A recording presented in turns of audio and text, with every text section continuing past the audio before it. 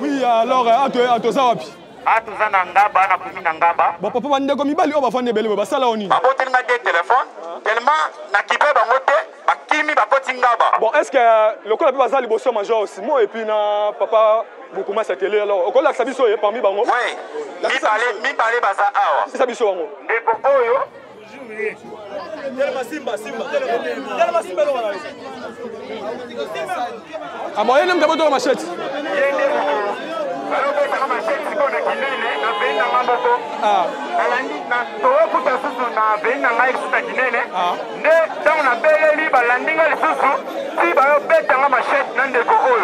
Merci beaucoup, papa. Ok, maman.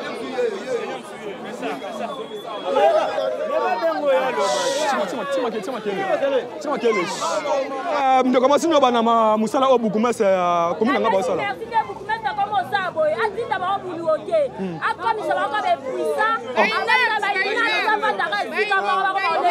Merci beaucoup, merci beaucoup. Tolembe en tout cas la police ya Ngaba yo sala musala ngo ba toi fa que le boulot.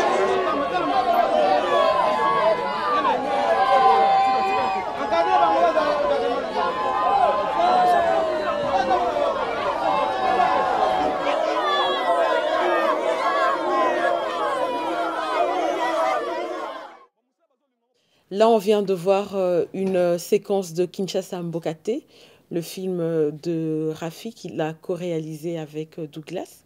Et là, justement, on parle de la cité, donc de la réalité de la vie dans la cité, à travers un média qui suit un peu toutes les histoires populaires qui se passent dans la ville de Kinshasa. Dans les quartiers populaires, c'est la télévision Molière, la chaîne de TV Molière. Sophie, tu as un peu vu les images. Quelle est ta vision? Je ne connais pas du tout Kinshasa, donc j'ai découvert donc, un aspect, j'imagine, de Kinshasa, parce que je pense que Kinshasa, c'est pas que ça. C'est pas que les jeunes qui coupent en morceaux les koulounas, les gens. J'imagine qu'il y a autre chose, mais bon.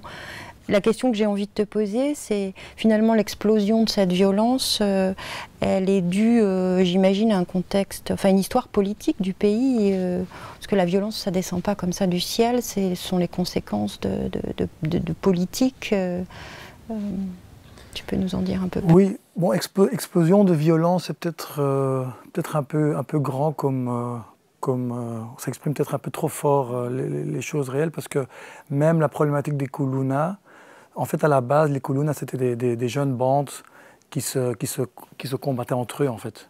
C'était comme dans toutes les grandes villes du monde, il y a des bandes qui ont des territoires, des quartiers, et puis qui se battent un peu entre elles. Et en fait, ce qui se passe, c'est qu'ils se combattaient avec des machettes. Et plus tard, ce phénomène de se battre avec des machettes a été repris par d'autres jeunes qui ne font pas partie de ces bandes-là et qui utilisent juste les machettes, qui se réunissent en groupe, qui prennent des machettes juste pour aller voler finalement, pour aller piquer l'argent, les montres, les bijoux, les téléphones des gens.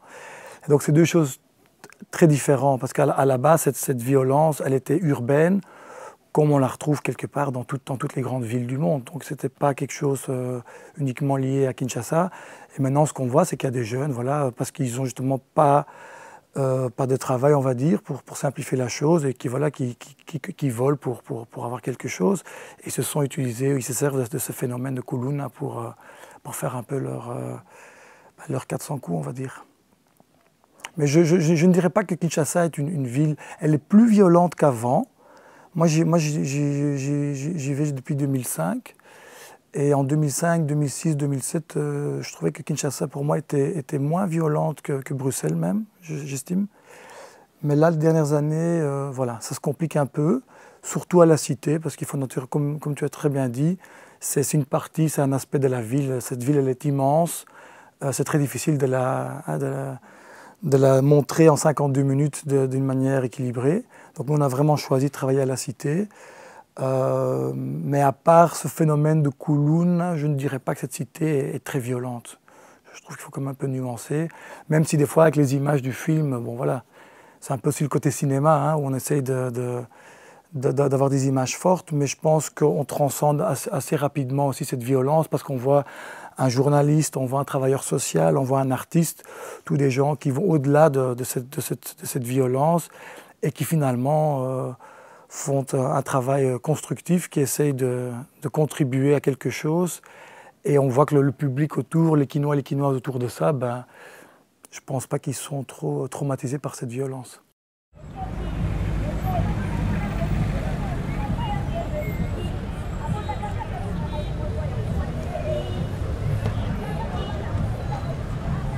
Kinshasa mboka te, tongo etani bandeke babimi. Nanzela liloba se moko, Congo pasi, polobi wana batekaki eloko te. Awa moto nyonso abetaka long trajet, veut dire méchant mabe, dengalema tima tete. Ebele bakoti marcher pour pouvoir manger, kulu na pe na butu, yebela ba danger. Mboka ngo yango yo, ba mère bazo cascader, ba noko bazo risquer, ba petite sœur bazo choquer. Makambo nyonso divagation tolo yenge. Yango nde nazo slammer de brikin tima tonge. Eloba bakulutu, eloba pepe kale. Article 15 pour tous les vrais yankés. Moi à 12h dans Mbunza Chaer, attendez-les, tokokoma ba homme de valeur. Mbula eno kapo na journée beba. Commerçant alela mutabilanga asepela. Mukiliango mbanga taba. Lelo ayo lobi ya muninga. Donc yebela.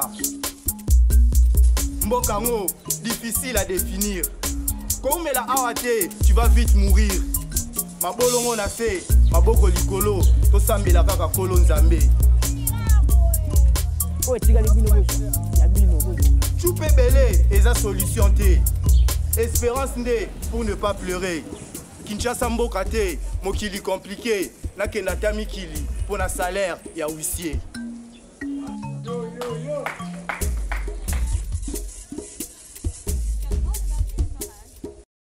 À Kinshasa, on sait que la plupart des familles ont quelqu'un en Europe ou aux États-Unis, Canada, la plupart. Et il faut savoir aussi qu'à Kinshasa, s'il n'y avait pas la diaspora pour soutenir les familles, je pense que la ville aurait plus de soucis et il y aurait peut-être plus de violence justement. Parce qu'il faut quand même se rendre compte que c'est la diaspora, le plus d'argent qui rentre dans le pays ou qui rentre à Kinshasa, c'est à travers la diaspora. Je pense qu'il y a même des statistiques qui montrent que c'est même plus que la coopération, etc., etc., etc. Donc ça, c'est une première chose. Après, cette diaspora, bon, voilà, il y a deux choses. Il y a ceux qui, finalement, arrivent à faire leur chemin en Europe et qui trouvent un travail convenable et qui arrivent vraiment à construire une vie décente.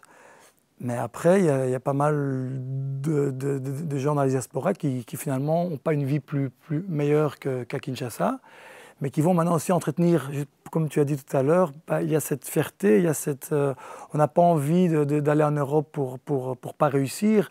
Donc après, il y a des gens qui entretiennent un mythe, le mythe de l'Europe, l'Europe paradis. Et donc c'est un discours assez, il faut la nuancer, mais il est clair que pour ce jeune rappeur qui lui a envie de vivre de son art, ben voilà, la vie est très compliquée pour lui à Kinshasa. Et puis, une petite parenthèse, pour l'instant, je pense qu'il est en France justement en train de faire une formation. Et donc je ne sais pas si après cette formation, il va retourner au pays ou pas. Mais donc c'est clair que dans la cité, des fois, il manque de perspective. Et donc avec cette famille qui est à la diaspora, qui envoie de l'argent ou qui entretient le mythe, ben c'est clair que des fois, on se dit que c'est le chemin le plus facile, le plus court vers une réussite ou vers le succès. Mais je pense que le débat, la problématique est très complexe et c'est très difficile de généraliser. Voilà. Et puis je pense qu'il y a d'autres scientifiques qui pourraient mieux expliquer que moi. Alors il y a justement la rencontre, tu peux un peu nous parler de la rencontre avec la chaîne Molière. Donc il y a ces jeunes reporters à moto qui courent un peu, dès qu'ils entendent une nouvelle, on les voit courir un peu dans tous les coins de la cité pour un peu recueillir les informations.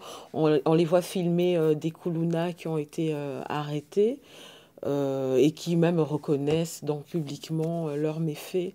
Et comment ça s'est passé cette rencontre? Ce qu'il faut savoir, c'est que dans Kinshasa Mboka Te, le personnage principal, c'est la ville. Donc si vous regardez bien le film, il n'y a pas vraiment de personnage principal. Et à partir de là, quand on prend Kinshasa comme point de départ, ben les télévisions à Kinshasa, c'est une réalité. Il y a plus de 50 chaînes à Kinshasa. Tous les jours, il y a de nouvelles chaînes qui apparaissent, d'autres qui disparaissent. Et Kin Makambo, c'est une émission de Molière TV, c'est l'émission la plus regardée à Kinshasa.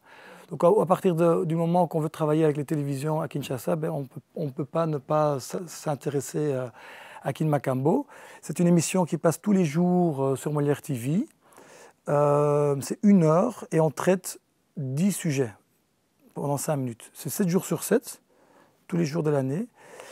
Et effectivement, c'est une émission avec quelques journalistes qui attendent l'appel des gens. Donc c'est les gens à la cité, quand il y a quelque chose qui se passe, qui vont prendre leur téléphone et qui appellent maintenant la chaîne Molière pour dire voilà ce qui s'est passé dans notre quartier.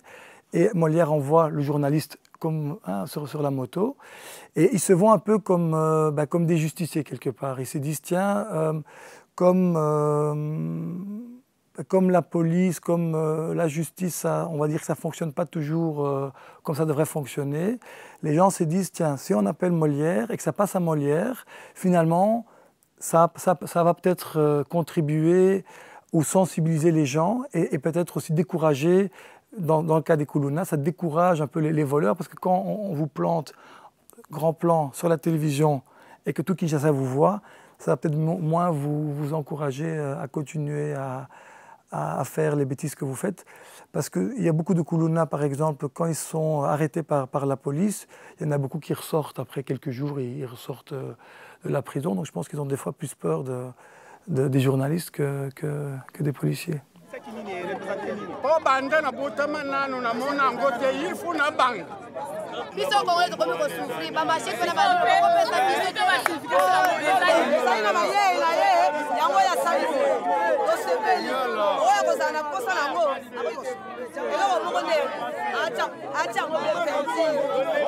eza biloko pene ya juste ete biloko oyo ebongi kolo nango amonana biso tomona ya yebisa biso ke elakisi nini